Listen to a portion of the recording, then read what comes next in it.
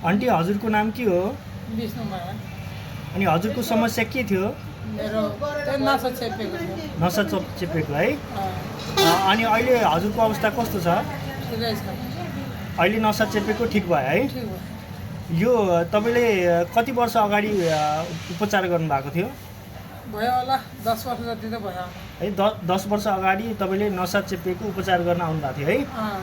अनि कति दिनमा ठिक भएको थियो तपाईँको? मेरो 15 दिन भन्नुभएको 20-21 दिन लाग्यो। 20-21 दिन लाग्यो है अँ। ठिक हुनको लागि? अँ, ए अनि तपाईँलाई नसा चेपिँदा कस्तो हुन्थ्यो तपाईँलाई धेरै गाह्रो नि।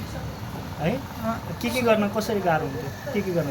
यहाँ नसा चेपेको यो माथि यो भात पोल्ने हजुर अनि टटाउने हजुर। त्यस्तो भएको थियो कि। ए उठबस गर्न कति गाह्रो हुन्थ्यो?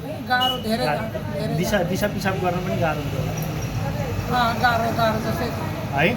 अनि तपाईँले यहाँको बारेमा कसरी थाहा पाउनु भएको थियो? अब मान्छेहरूले सोद्धाखेरि यहाँ थरापी छ अरे, हजुर थरापी राम्रै गरेको छ, मान्छे धेरै उज्जवल भयो भनेर मैले 2-4 जना मान्छे पनि ल्याएर यहाँ आएँ। हजुर ए उहाँहरूलाई पनि ठिक भयो। है? ए भनेपछि अनि तपाईँले यहाँभन्दा अगाडि कतै जानुभएको थियो? बर्दिवास गएको थियो। ए त्यताबाट केही ठिक भएको थियो त? म 2-4 दिन मात्रै गयो। अरे टाढो रहेछ, नजिकै छ भने केले उहाँ बर्दिवास केले भारततिर हिँड्नु भनेर नि उपचार गरेँ। ए भनेपछि त्यहाँदेखि तपाईँको 10 वर्ष जति भयो होइन? त्यसको भयो। बलज्या छ त अहिलेसम्म? ठिकै छ। छैन है? ठिकै छ। अहिलेसम्म दुखाएको छैन नि त्यहाँनिर? छैन। ढाड दुख्थ्यो, खुट्टा दुख्थ्यो होइन त? ठिकै छ। हजुर हजुर ल ठिक छ। अनि यहाँको उपचार तपाईँलाई कस्तो लाग्यो त? मलाई त ठिकै लाग्यो। है? ल हस् धन्यवाद। ए ठिकै अनि तपाईँ कहाँदेखि आउनु भएको? यही हिरापुरदेखि ए ल 11 नम्बर बाटो। ए ल अनि तपाईँको जस्तै नसा चेपेको मान्छेलाई तपाईँ के भन्न चाहनुहुन्छ?